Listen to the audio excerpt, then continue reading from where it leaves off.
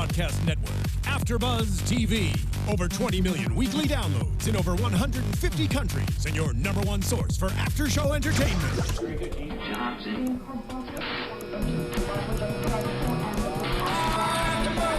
AfterBuzz TV, the destination for TV superfans.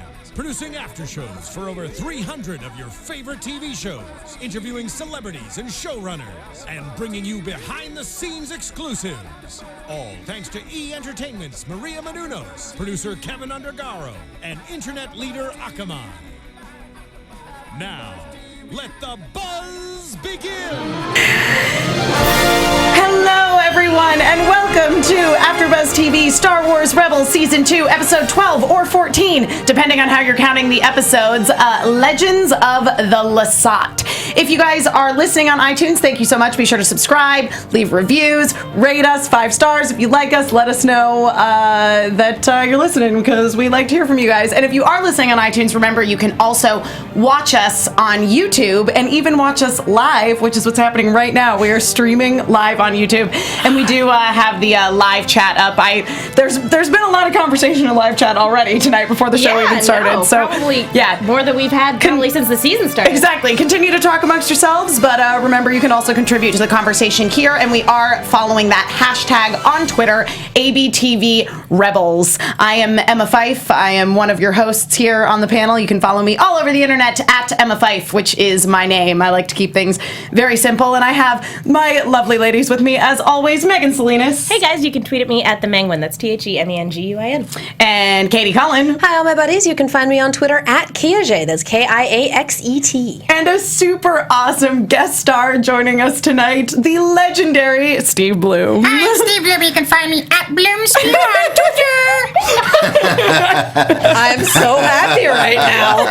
For anybody what's it like being every stormtrooper ever? I'm just getting over being one of the girls tonight. We got to start with that. And I'm not every stormtrooper. I'm 1/3 of the stormtrooper. Oh, okay. Really? Yeah. Exactly 1/3. Exactly 1/3. We figured that out mathematically. Nice. There was like an actual algorithm that you did to calculate. Exactly. Plug it in. Dave Filoni is making those calculations as we speak for the next episode. I love it. Now, I have to ask about the stormtroopers, though. Do you have any particular stormtroopers that like you have a real emotional connection to? Oh no, you can't, because they all died.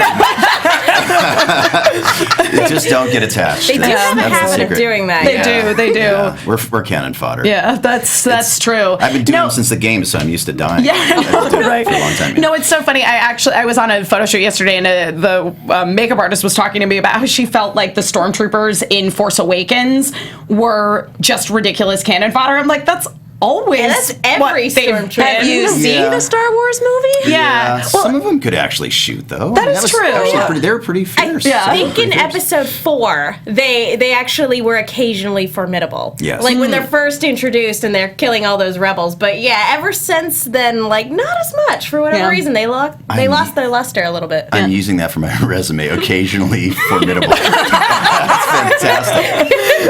And then so much. Formidable. No, I know. I agree, because she was saying, she's like, but I just remember in the old Star Wars films, like I felt like they were part of an army, and now I just feel like they're buffoons, and I'm like, and especially I think now coming at it from the perspective of having all of the prequels and also Clone Wars, where there is so much about like clones versus stormtroopers and how clones are like really superior, and everyone loves the clones. It's true. Yes, they do. It's true, and and some of them at least get to live. So there is that. Yeah. Yep.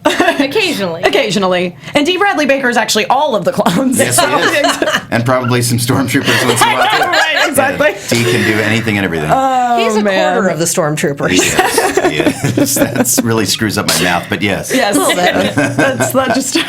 That's testing your advanced math skills right there. He's 3/12 and you're 4/12. Oh my God. I failed already. So before we get into talking about this episode, I just want to call out at Felix Mild Bump on Twitter, who said he's not watching our show tonight and he's really sad, but he wants to watch Critical Role instead. Oh. I know.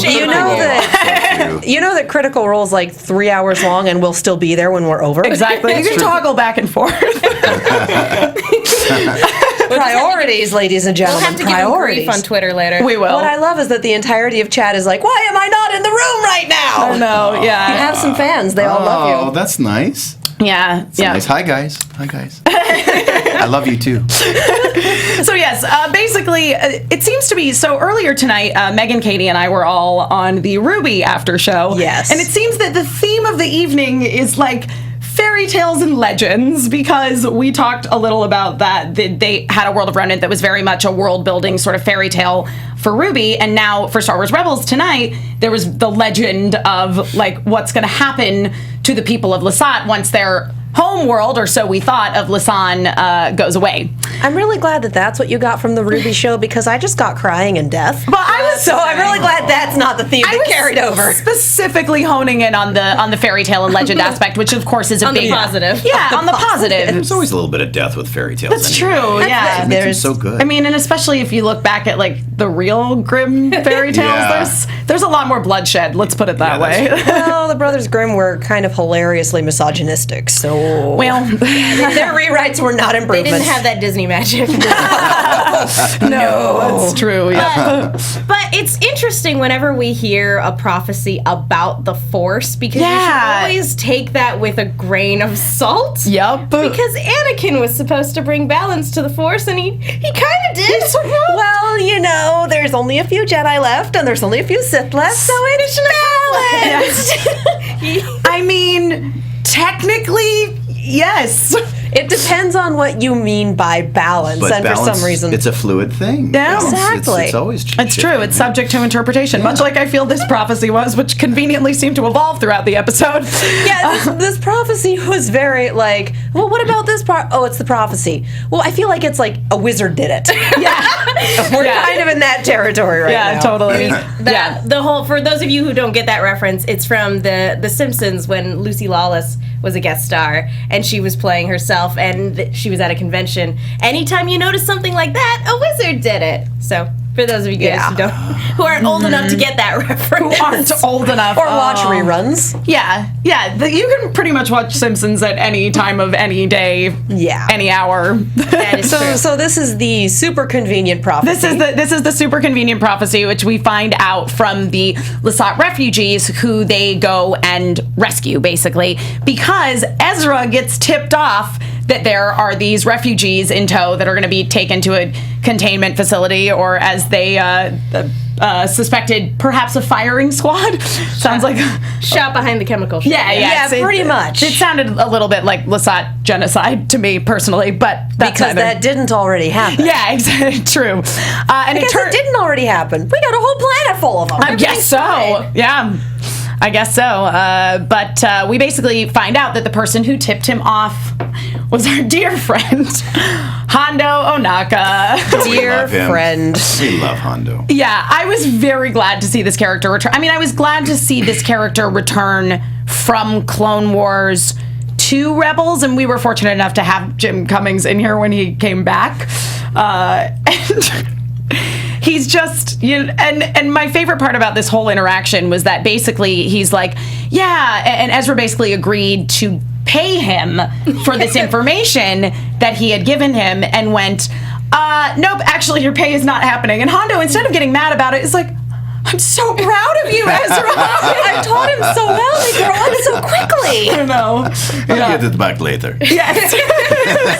Well, we needed someone to be the fool, and that was Yeah. a perfect Absolutely. fit. It really was. Now, Steve, when you came into working on Rebels, were you familiar with sort of the whole breadth of Clone Wars? I'm a terrible nerd. No. I had That's okay. I honestly had seen maybe 3 episodes of Clone Wars, and now I think I'm up to about 10 episodes of Clone Wars. So I'm working my way through it. I just have no time. No, yeah. You don't say. But I'm a Star Wars fan from way back. I was there in '77 when it first premiered. Yeah. So that gives me a little bit of street cred, I think. Yeah, no, absolutely. Yeah, I feel like to say that somebody is not a real Star Wars fan because they're not like 100% Because you don't know every aspect Yeah, of the exactly. expanded We call universe. that That's unfair. gatekeeping. And it's a terrible thing to do. Do not gatekeep Yeah. people. Welcome them with open arms and indoctrinate them into your fandom. Yes. Which is the only reason half the people I know have played Undertale. Yeah. So it's me throwing it at them. Yeah. That's what you do. Yeah, don't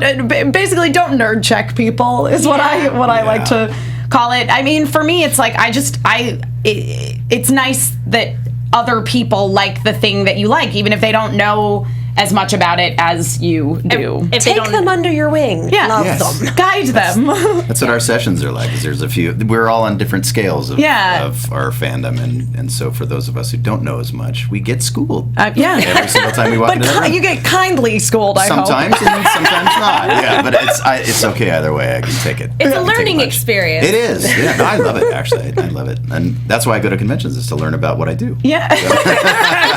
Well, and you guys get to record together, unless do. that's the way you guys prefer to Yeah, absolutely. record Oh, these yeah. sessions too. Yeah, absolutely. Yeah, and especially when guys like Jim come in to guest star, it changes the whole energy of the room.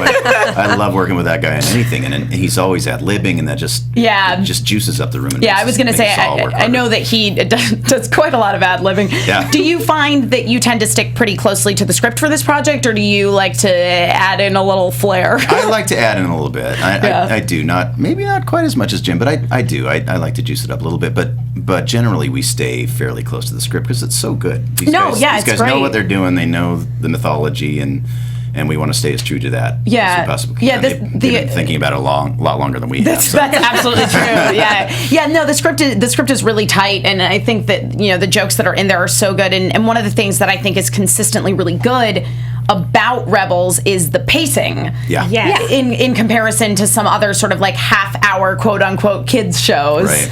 It feels like they don't try to cram too much into a single episode, and they give things time to breathe. Yep. Much as we did in this episode, as we're introduced to these two other Lasat characters, and we find out a little more about Zeb's past, that he was part of the Lasan Honor Guard. That he was the head of the honor guard. Yep. Yeah, I seem to have forgotten about that. Well, that's okay. We'll remember for you. We're your biggest fans. Yeah. That's really interesting, though, that's the way he would describe it is, oh, yeah, it was so long ago, I forgot. Because for him, it's probably his deepest shame not being able to protect the people he was in charge of protecting. Oh, I think he's got some severe PTSD because of it. He was responsible for a whole planet, for a whole people, and he felt like he let them down. So yeah, that's a pretty heavy burden to carry. Yeah, no. And repressed. Yes, and repressed. Yeah. Exactly. So maybe he did forget. Maybe he pushed it back. Conveniently so. Yeah. And basically we find out from these other Lasat that they want to go to Lirasan, which is the legendary. It felt like the legendary Promised Land or something.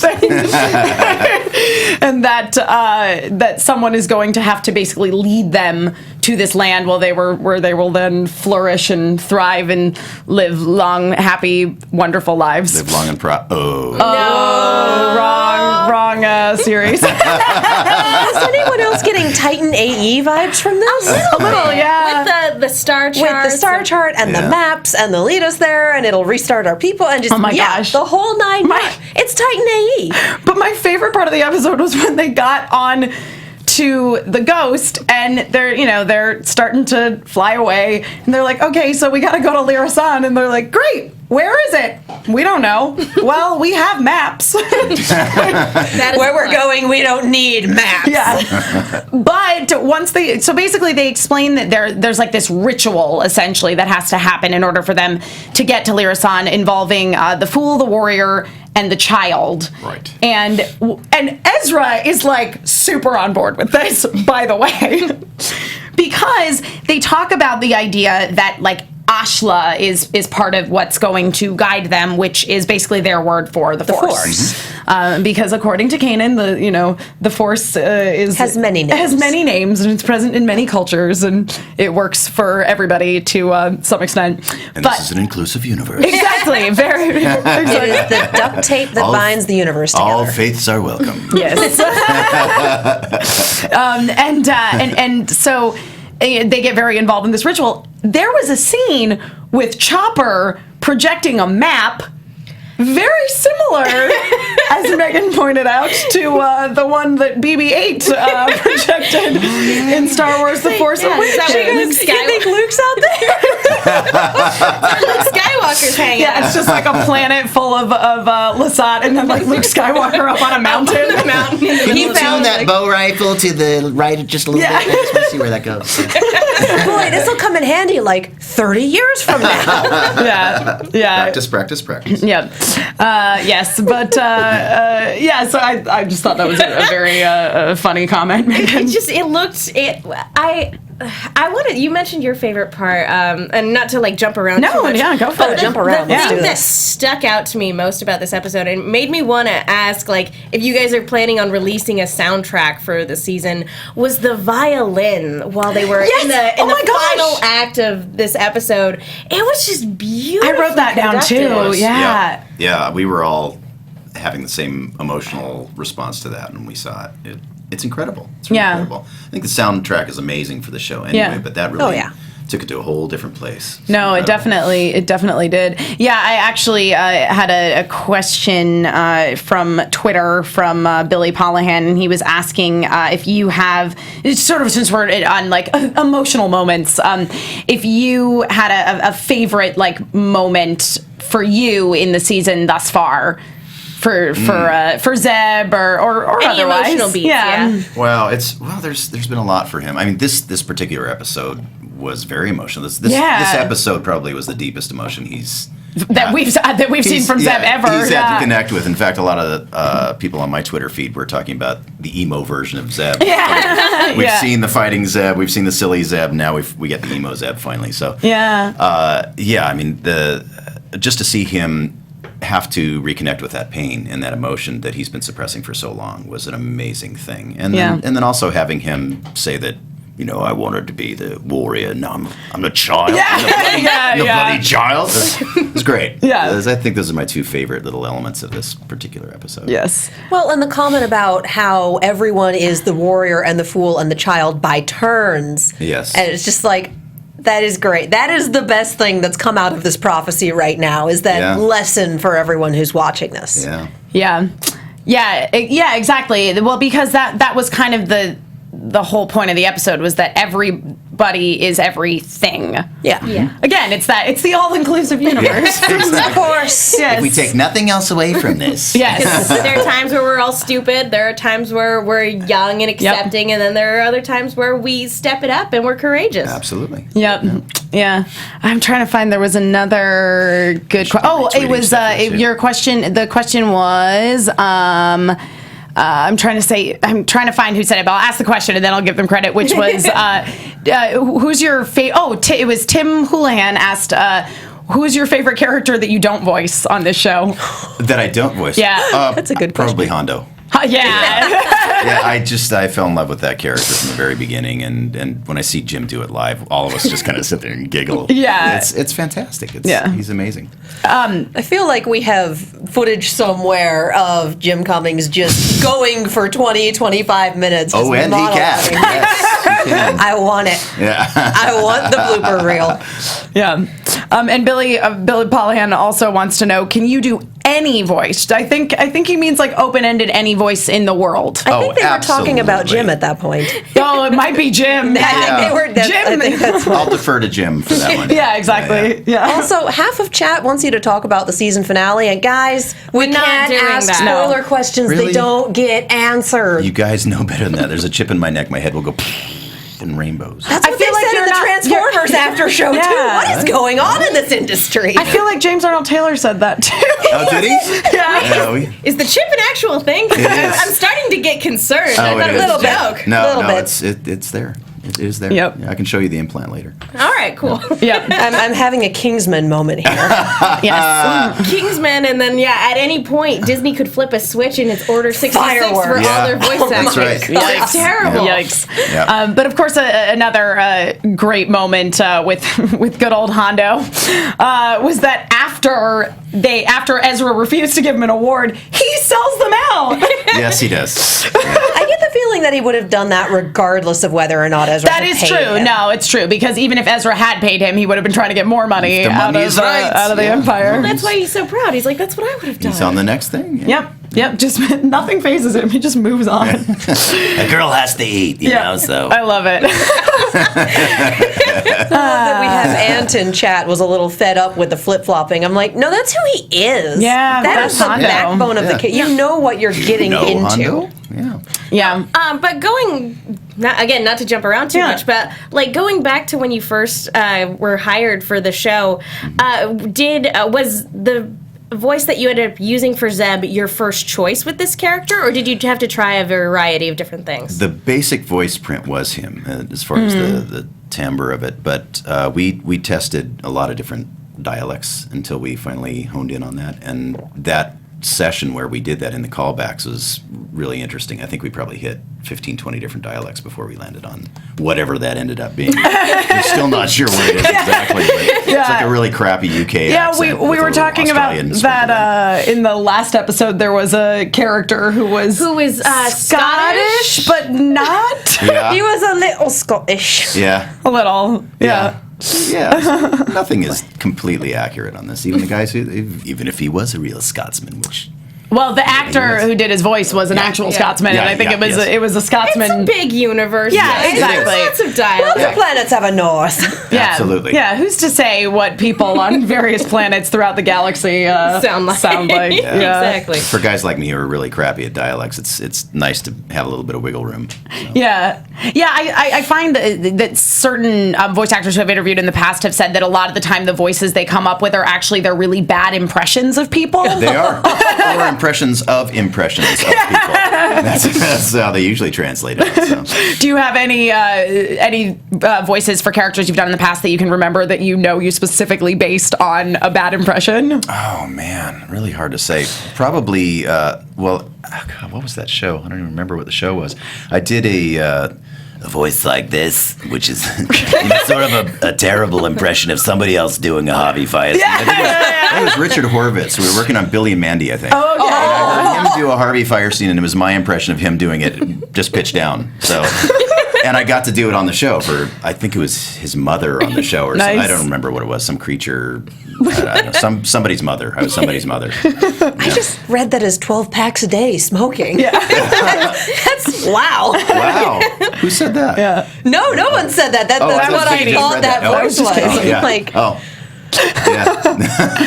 That's just smoking on the inside. Yeah. Now, we talked a little about you playing around with a bunch of different voices before landing on the voice that you ended up doing for Zeb. Was there any particular sort of inspiration that you drew for creating the voice of that character? Or was it a situation where you saw a drawing of the character and you just kind of went with what you thought? I don't remember if I even saw a drawing, but from the character description, that was pretty much the first thing that landed in my head. I think it started out a little more Cockney, maybe, something a little rougher around the edges even than Zeb turned out to be. But we didn't even know what the show was when we were auditioning for it. It was under a code name. And it wasn't until, it didn't even dawn on me at the callbacks. I think that they told us at that point that it was Star Wars, and it didn't even sink in. It wasn't until several months later, I was actually in England for a Transformers convention. Oh, nice. And I got the call that I had booked the show, and I was going to go do the first episode for it. And I'm in this studio in this guy's house in the country, some weird place.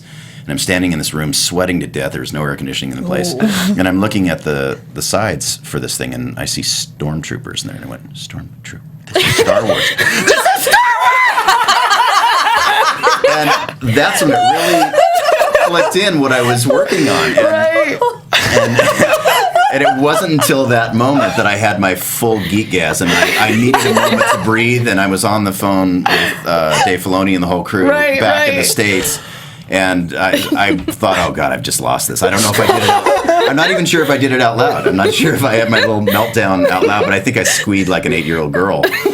That was when it really locked in, and that was when we fine-tuned the voice to get it. God bless Stormtroopers. And I was going to say, and little did you know when you read the word Stormtroopers that you were going to be a third of them. I had no idea. I was hoping it would. And I think I actually sort of campaigned for that with Dave in the booth, because I told him that I was always Stormtrooper number 3, and it just sort of became a thing in all the Star Wars games. In all the Star Wars games for many, many years. And so he let me try out for the Stormtrooper, and he goes, yeah, I kind of like that. Let's do that. So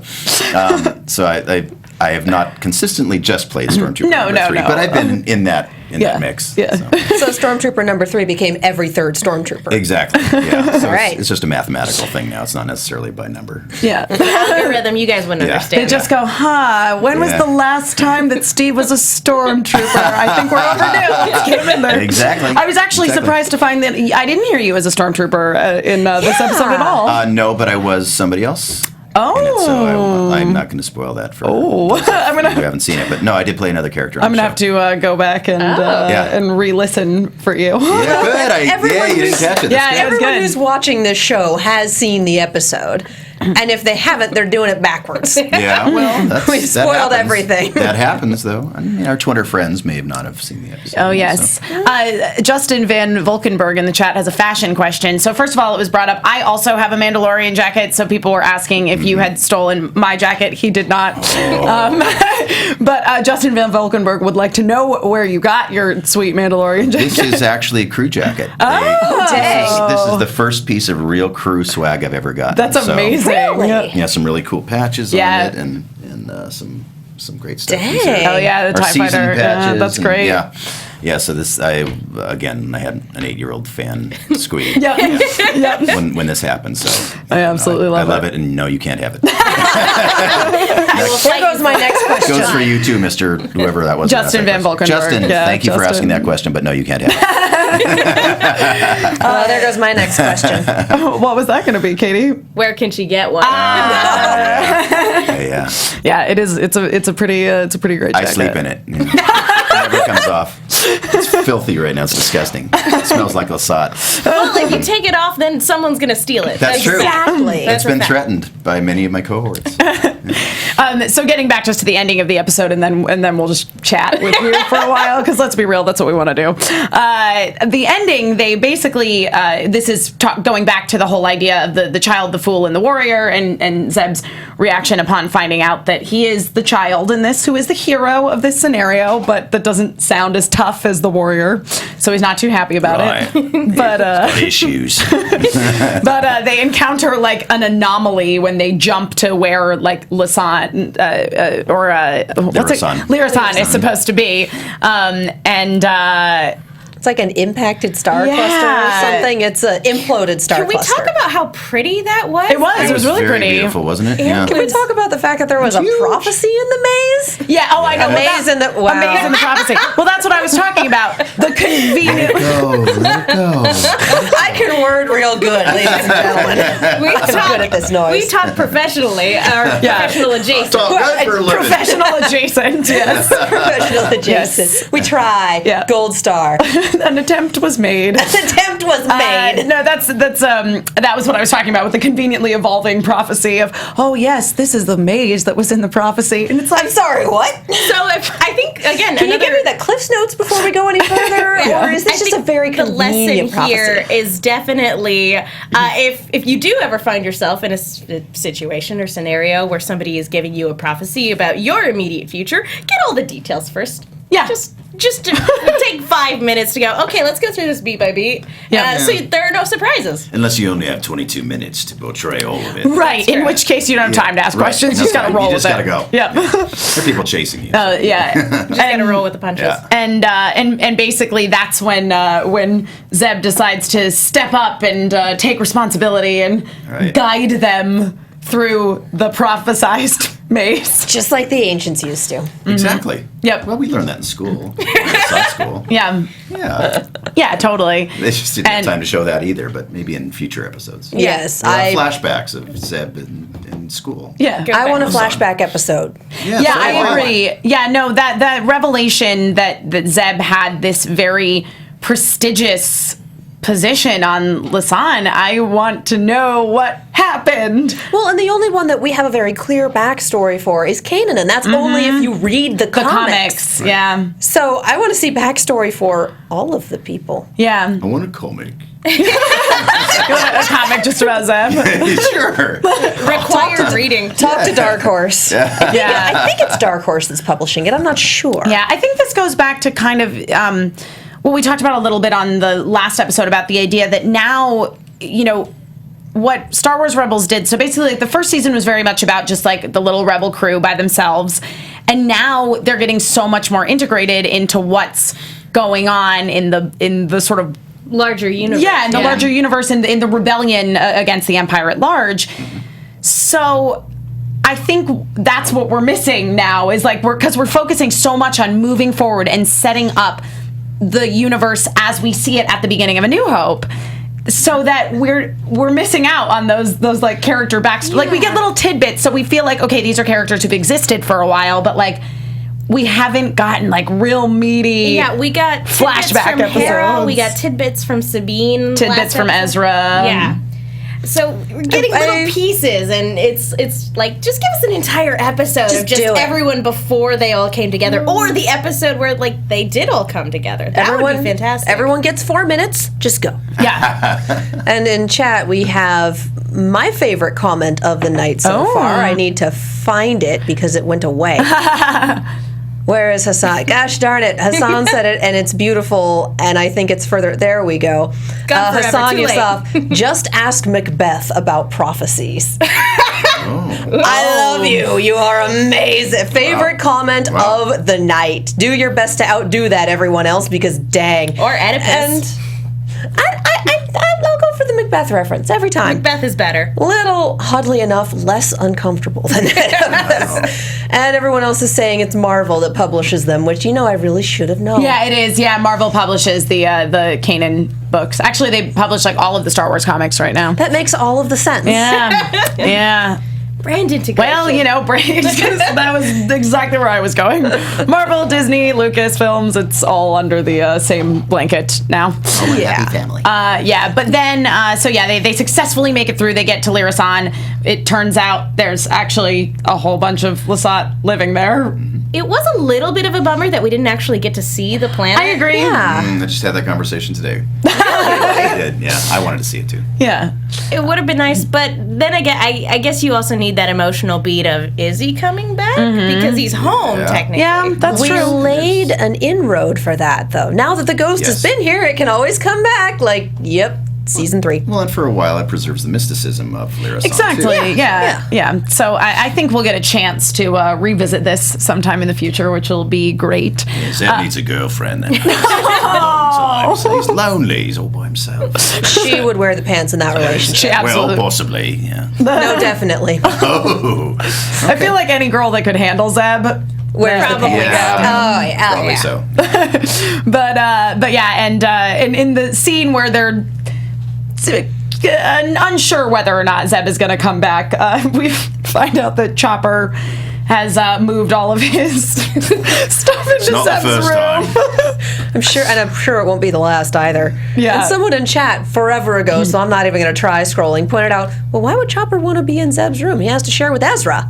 Like, it's the Mickey Mouse That's true. underoos. He wants my Mickey Mouse underoos. AfterBuzz exclusive. I assumed it was just so his murder attempts go easier. Yeah. That's true. Yeah. Chopper has the highest body count of our heroes on the show. Yeah. And he has tried to murder more than one person over the season. So it's just like, Our former lead host, Dylan, sent us a tweet earlier today Oh, about yeah. a theory that Snoke is actually just a projection that Chopper is and then that's the big twist later on down the I think that's a reasonable theory. Yeah.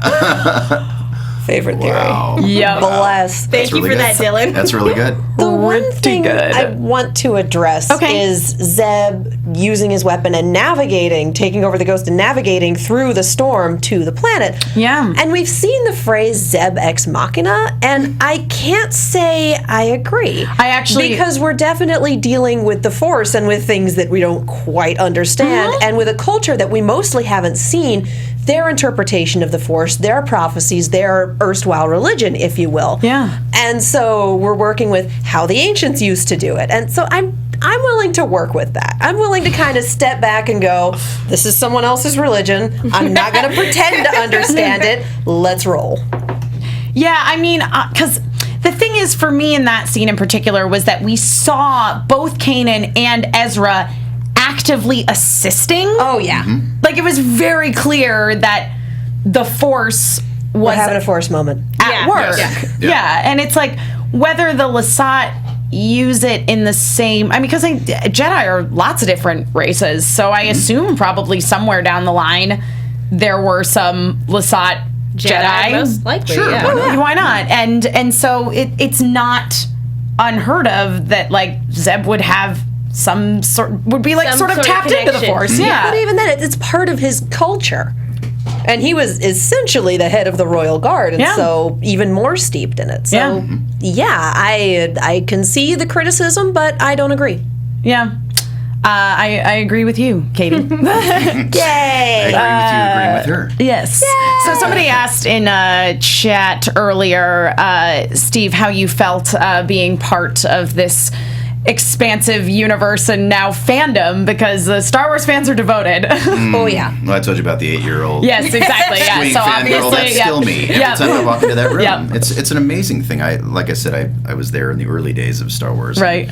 And so to get to be a part of this universe is incredible, and to get to actually breathe the same air as the people who are working on this show is an unbelievable experience. And now I get to go to the conventions and I get to shake hands with Billy D. Williams and hear Frank Oz and James Earl Jones coming into our little show, and it's an amazing thing. And it never ever gets old. None of us take that for granted, and in fact our sessions go much longer than they normally should because we're having nerd battles in the room. We're all fans on different levels. It's really a remarkable thing. In my career, for sure. I'm imagining epic rap battles right now. Since you guys are actively engaging in that conversation, where do you want your character to go by the time we reach the season's end? No spoilers. In the future. In the future, what do you want from your character? Besides him getting a girlfriend, Well, which we I was already just gonna say and revenge, I imagine. Number one Revenge. priority. Well, just being the person that I am, I'm not as interested in revenge as in growth from it all. And learning something from it. No, I'm along for the ride with everybody else. I'm actually sort of a passenger on this ship, and I'm part of the crew, and I just want to see it flushed out as much as we possibly can. And like you guys, I want more backstory. I'm hungry for that. Yes. But I've gotten to the point now where I don't want it all at once. I actually kind of like it in little pieces, and I'd really like to see how all that unfolds, and ultimately how all of this intertwines with the universe that we've all come to know and love so much. Absolutely. Yeah. No, if there's one thing that a lot of shows aimed at younger audiences are actually doing really well right now, it's allowing the audience to put the pieces together themselves. Yeah. Oh, yeah.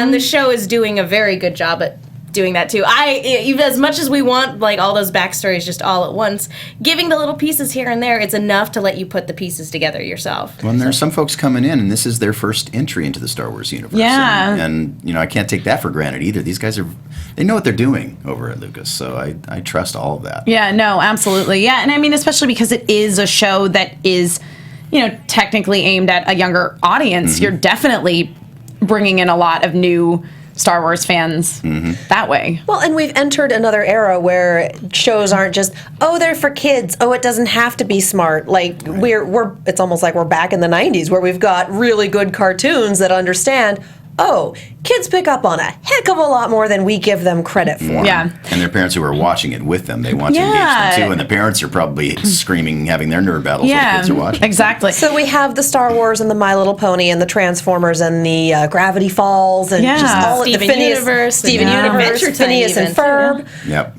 Just all of these really good cartoons. It's like, I'm really glad the kids right now are getting a similar experience to my growing up with DuckTales, Gargoyles, Tailspin, Darkwing Duck. Yeah.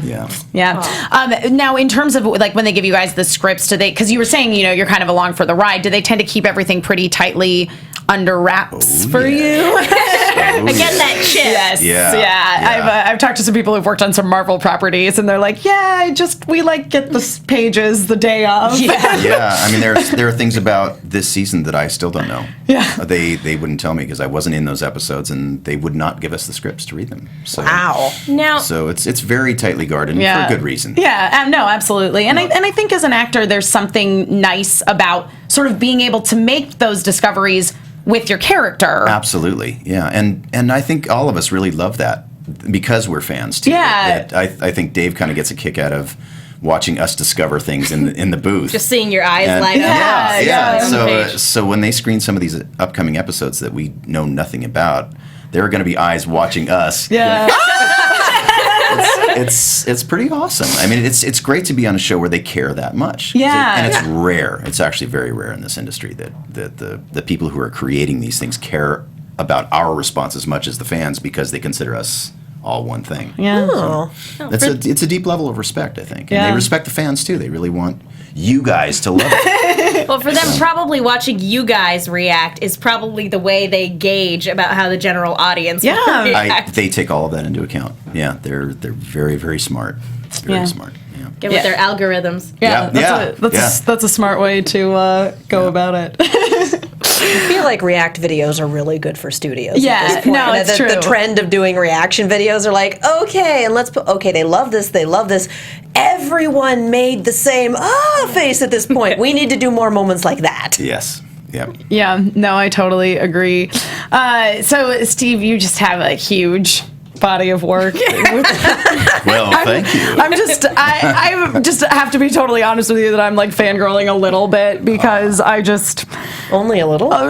A lot. It was so funny. It was like, oh, we're having Steve on for Star Wars Rebels, but like, I just really want to talk about Legend of Korra. Oh, nice. I want to talk about Transformers. I know, right? I'm wearing the Iacon shirt, you guys. Yeah. This was not on accident. No, I'm actually wearing a Cowboy Bebop shirt myself. Oh, nice. It says I celebrate you all. Yeah, I'm just brown nosing a little bit. It's fine. This is where the professional adjacent part. Yeah, this is the adjacent part I'm is the showing. same way. I'm wearing those Mickey underoos right now. Because it was funny. Because last night I was like, all right, I need to work on this thing. What should I put on in the background? I was like, well, maybe I'll watch Cowboy Bebop, or maybe I'll watch Legend of Korra. And both of those things are totally relevant to what I'm doing later today. So, well, I won't take your bending away. Thank you. Much appreciated. Yeah, and it's true. Like, we were all on the Transformers panel, and even though it was for Robots in Disguise, but we all love Transformers Starscream back. Prime. Oh, thank you. Yeah, we want Starscream back. He holds a near and dear place in my heart. And he taught me how to wear heels. Since we are on that subject, how did you come about finding the voice for Starscream? Because I know that it's one of those things, especially when it's a character that's been done so many different times in so many different ways. How do you decide what's best for you? No pressure there. No, none at all. Yeah. Well, for every character that I do, I know what's come before, or I try to know what's come before. I do a little bit of research on it, and then I throw all of that away and I do what comes organically. And so for Starscream, they said they wanted to have a little bit of a darker take on him, and yet they wanted him to be able to go to those girly screams that Chris Lyle made so famous. And so I started with the darker part, and I gave him a little flavor of the other thing, and fortunately we agreed on what that voice print was. And they would get me there in the studio. This is very funny. The suits would show up to those sessions, a lot of the studio executives, and behind the glass on the other side, when they wanted me to go to the girly place, which was fairly infrequent, they would do jazz hands. So there's nothing better than seeing a bunch of studio executives doing jazz hands. And I just knew that it was time to take it from here to... It was very easy. No, I loved Transformers Prime's take on the character of Starscream so much. Yeah, it was fun. Yeah, because he has always been sort of a ridiculous villain, and one of the things that I love about Transformers that I feel, especially in like the G1 stuff, like they really beat over the head, was like, if you don't cooperate, you're a bad guy and you don't win. Yeah. And it was good. It was really cool to see what they did with that in Prime. And by the end of it, he's really the only one that is, I mean, not counting the movie, but he's the only one that undergoes like a full character arc. Going from only caring about himself to actually kind of caring about at least one other person. Kind of. He had nowhere else to go. Screwed everyone. Pretty much. Yeah. Shot himself in the foot quick. Yeah, I know. Shot Renji, himself in those lovely heels. This is always a question that people ask that is very difficult, I think, to answer. Renji 90998 in the chat, who also is a big Transformers fan, wants to know what your favorite voice is to do besides Zeb.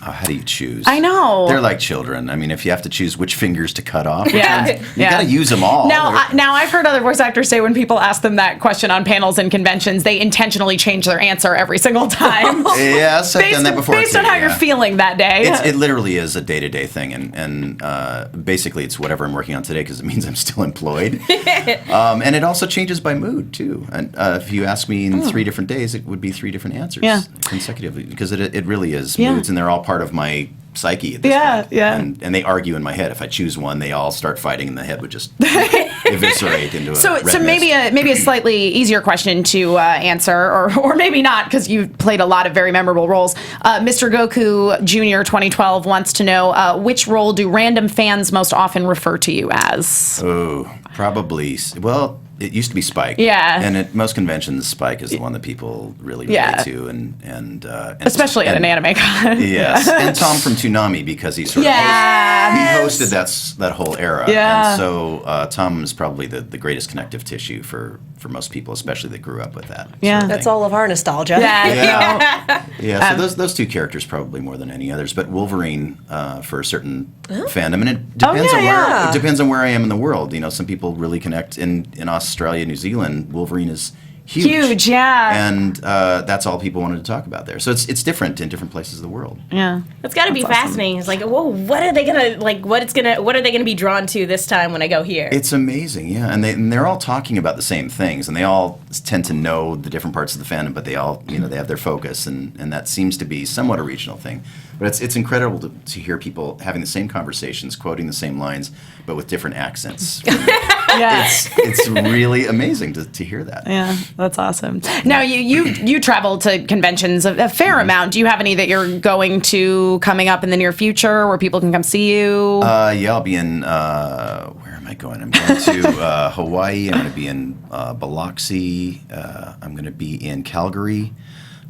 I just got back from Portland. Oh, nice. I have a huge list of conventions. Awesome. I put it on my website. So Okay, I try to keep current on all that Nice. stuff. Now, do you have any upcoming projects or current projects that you are able to talk about that you want to share with our listeners/viewers? I have a ton of projects that I'm working on right now, and I'm not allowed to talk about any of them. It's so frustrating. Yeah. It's so frustrating. But there's still more of Transformers Rescue Bots to be aired. Yeah. We have a whole other season that hasn't aired yet. And of course, a lot more Star Wars Rebels to come, and a lot of video games coming up. There's a lot more Call of Duty stuff that's happening, and then the other stuff I don't think I can talk about it. More regular show. I do work on regular show. I work on that all the time. Thank you, regular show. You work on it regularly? I do. I do. It keeps me regular, honey. Yes.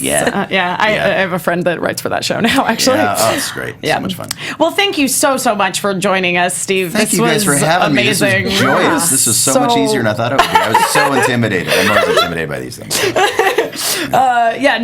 Really, thank you so much for having us. So you mentioned your website. Where else can people keep up with you on the internet and all the many, many things that you're doing? Well, my website is steveblumvoices.com. I'm just about to launch a new version of that very soon. And at Bloomspew on Twitter. It's BLUMSPEW. And then I'm on Facebook under my name, too, if you want to join my fan page. Awesome. Yeah. Katie, where can people keep up with all your goings-ons? I'm Katie Cullen. You can find me on Twitter, Tumblr, and Instagram at Kiaxet. That's KIAXET. I'm also on Snapchat at Kia Prime. So many of my shows are back. Arrow's back. Blind Spot is back at the end of the month. I'm on too many shows, and I can't remember them all. We love Blind Spot. Blind Spot's wonderful. Ashley. Yeah.